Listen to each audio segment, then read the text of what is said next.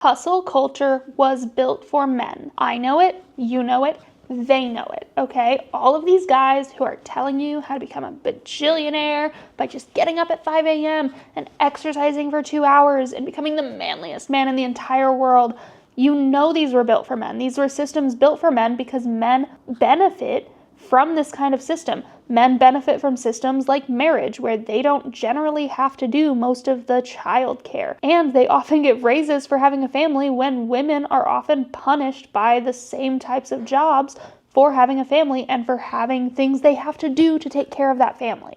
Women pay for it in lost income, stalled careers, and workplace punishment. They are literally punished for making the same decisions that men are rewarded for. If a guy has to leave the office over his lunch break to pick up a sick kid from school and then has to bring the kid into the office to sit in the corner and play on an iPad, then he's a hero. But when a woman tries to do the same thing, she is labeled as unprofessional, unreliable, and punished in the workplace. She's passed over for raises because she might have to put her family first now and then. She's punished in a social way where she's not invited to social outings because of the fact that she has children, and it's assumed that she's not going to participate in that kind of thing. So every time I hear a finance bro or a hustle culture dude talking about how you have to work harder and you just have to make sacrifices, you don't understand the sacrifices that we have to make. It really pisses me off because a lot of these systems are in place to protect them and to benefit them and directly harm women and penalize women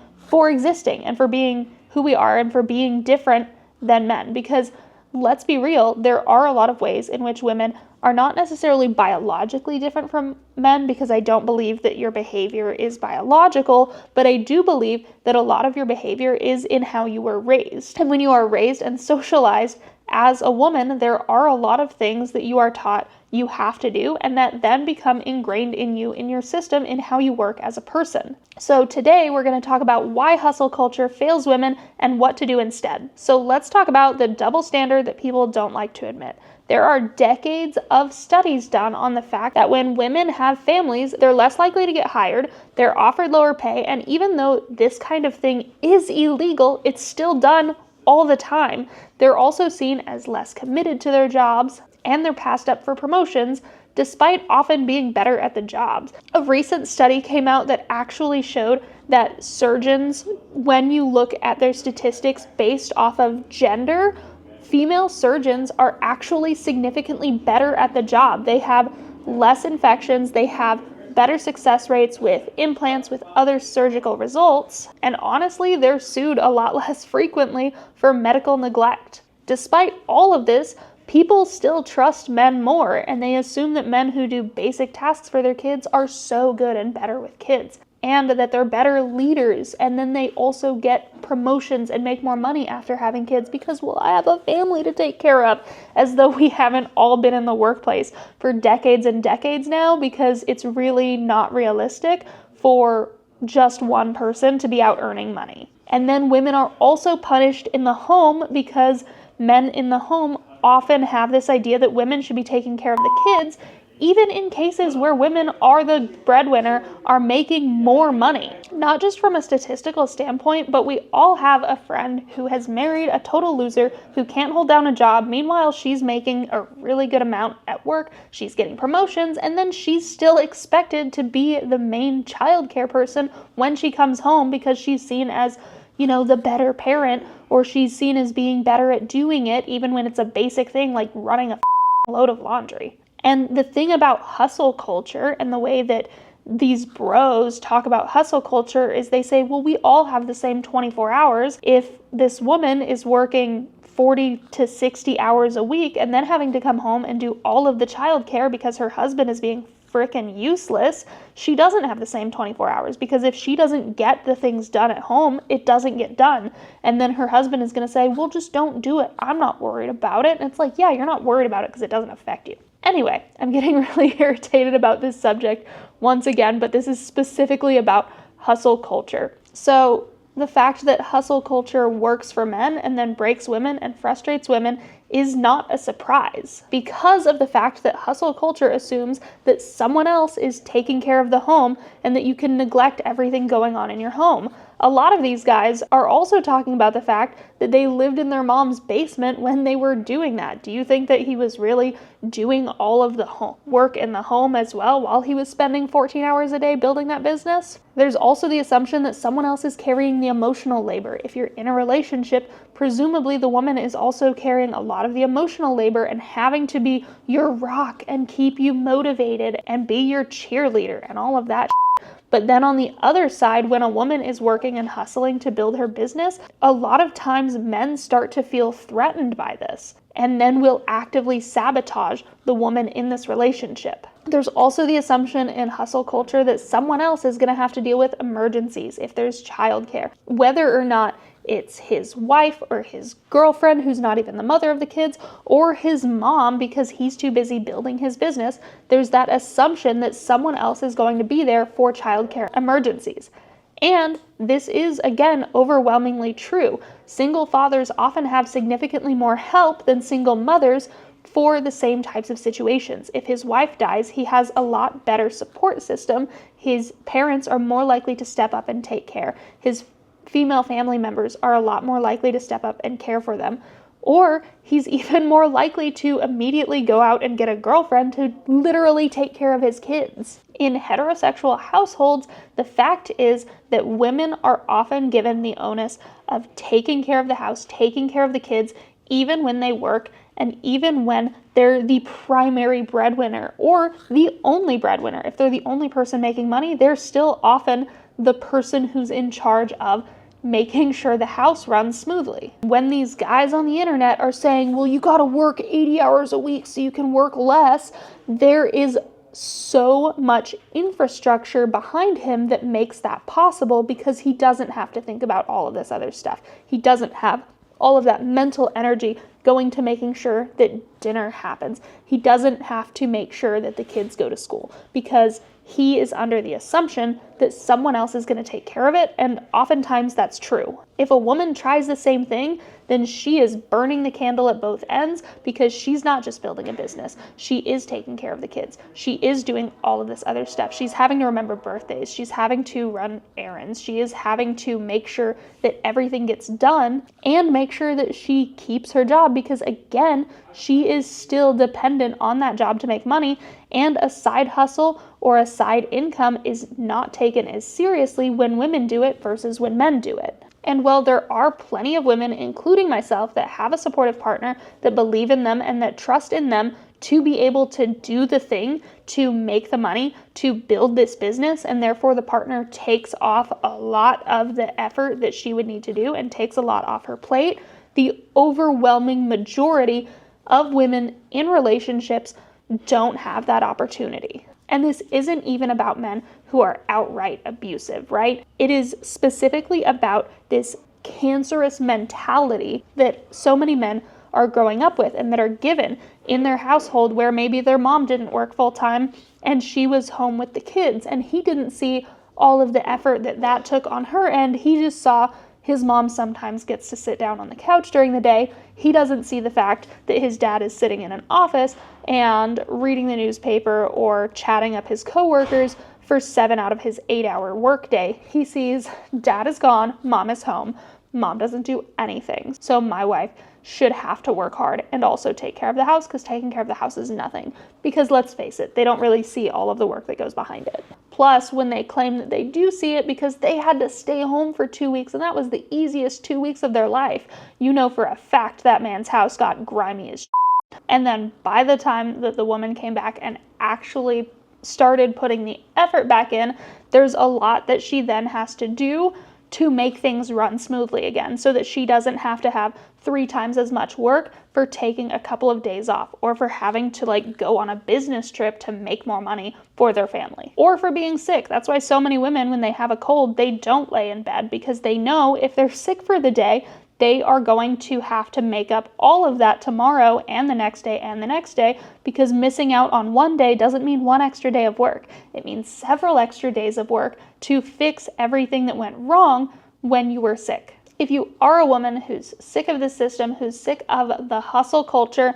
and you just want to build these systems to make you do better and make more money so that you aren't totally screwed in this game of capitalism, make sure to check out the link in the description. Another problem with hustle culture is that just work harder, just do more work is super lazy advice. Like, really? Just do more work, work harder? What the does that even mean, other than like sit at your computer and write emails harder or come up with strategy harder? They also treat this work like it exists in a vacuum, like there's not other things that have to happen to keep a human alive, whether that human is like other people, like children or family members, or if it's yourself. When they're giving out this advice, they're not considering hormone cycles. They're not considering exhaustion, burnout, mental load. They're not considering all of these things that can legitimately shut your entire brain down if you don't keep track of them. They're acting like sacrifice more is advice, as if women haven't been sacrificing their entire lives and aspirations in favor of the men in their life for literal generations, okay? So it is time to stop, and it's time to actually have good advice and build systems that make it so that you can start a business, so that you can run a business well without burning out, and have these systems in place that make it so you can function, that make it so you can do the thing, and honestly, that make it so that you can leave the useless man that you're with if that's the situation you're in. And the thing is, a lot of abuse, because I talked about how this isn't about straight up abuse, but a lot of men unknowingly set up financial abuse in their relationships because they say, well, I am working really hard, so my wife doesn't get to spend as much money, because my wife might work 60 hours a week as a teacher, but she's not making the kind of money I'm working at my finance job, where I'm working 40 hours a week, and half of that time I'm just screwing around talking to my friends or going out on expense-paid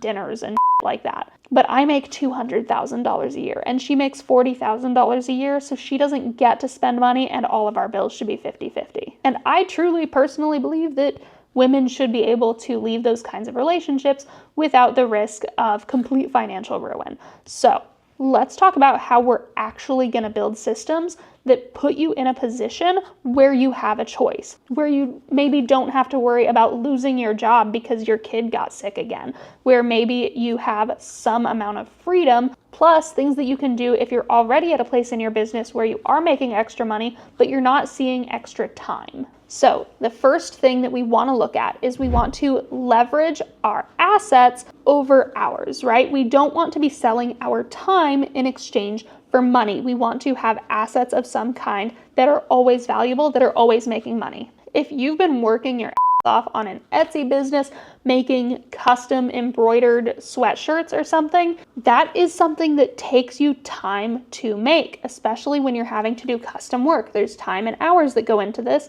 And if you have like a specific art style that you're using, there's more time and effort that goes into that you are then trading and having to use for this business. And it feels kind of impossible, right? When you're having to like sit and physically make something in order to sell that item.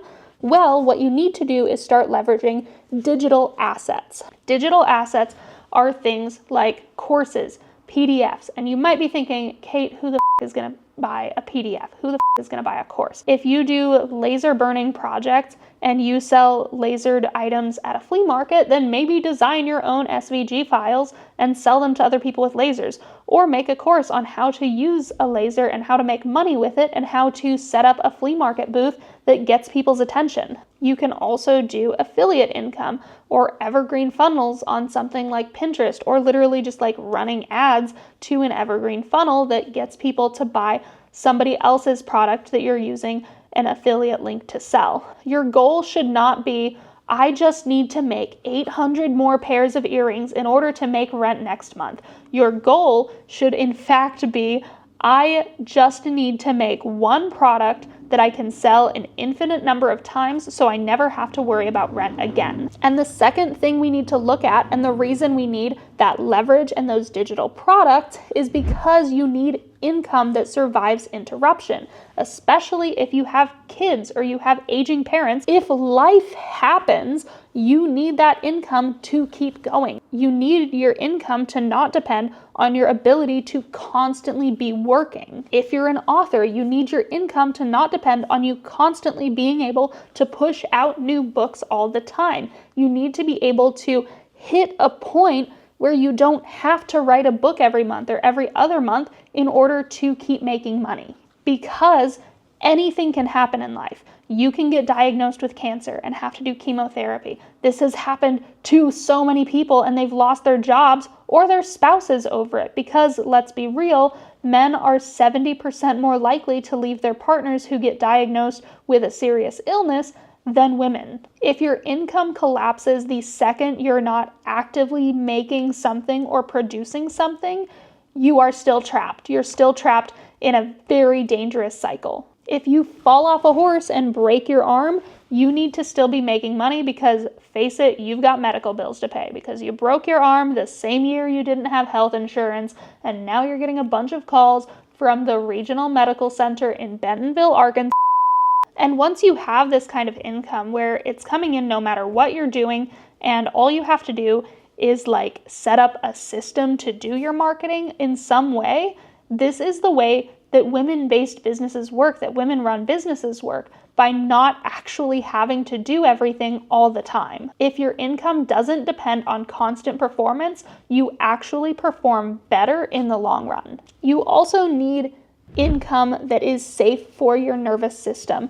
Things that are not constantly stressful, right? You need to not have to constantly deliver something to a client every week or every other week or 3 times a week. You need to have income that's not based off of urgency, where you don't have clients harassing you to get their thing done, or where you don't have things that have to ship right now from your house, or the person is going to cancel their $500 order, but that was your only order this week, so if they cancel it, then you're going to be negative $500 in your bank account. The truth is, women who are burned out struggle to scale. Women who are regulated scale so much easier, so much faster, and their energy is just so much better, so people trust them a lot more. You also want to have visibility that compounds. This is like the number one way to grow your income, is to have your face be part of your brand, be talking about yourself and your story, because people can always find your content. And in my experience, if you're able to put some ad spend eventually into content that's already performing well, then people are gonna go in and start buying your. You can literally record a YouTube video every week, or record 4 YouTube videos one week, have a month worth of content, and then take little short videos from that YouTube video, just like I do here on this channel all of the time. And then you have 30 days of short content on top of your 4 full-length videos. And then you don't have to get permission from someone every time somebody needs you, every time you need to pull your kid out of school because they're sick, or they got in a fight, or they're just having a really rough day. Because let's face it, we've all had a day where we just really want to pull our kid out of school and take them to the pool or to the amusement park instead of being in class where they're miserable. That's what we call a mental health day. So the basic problem overall with hustle culture is that it tries to teach women to override their stressors, to not listen to their nervous system, to ignore biological reality, especially when it comes to women who menstruate and who have this 28-day hormone cycle. It tries to force you to suppress burnout and to never take a break.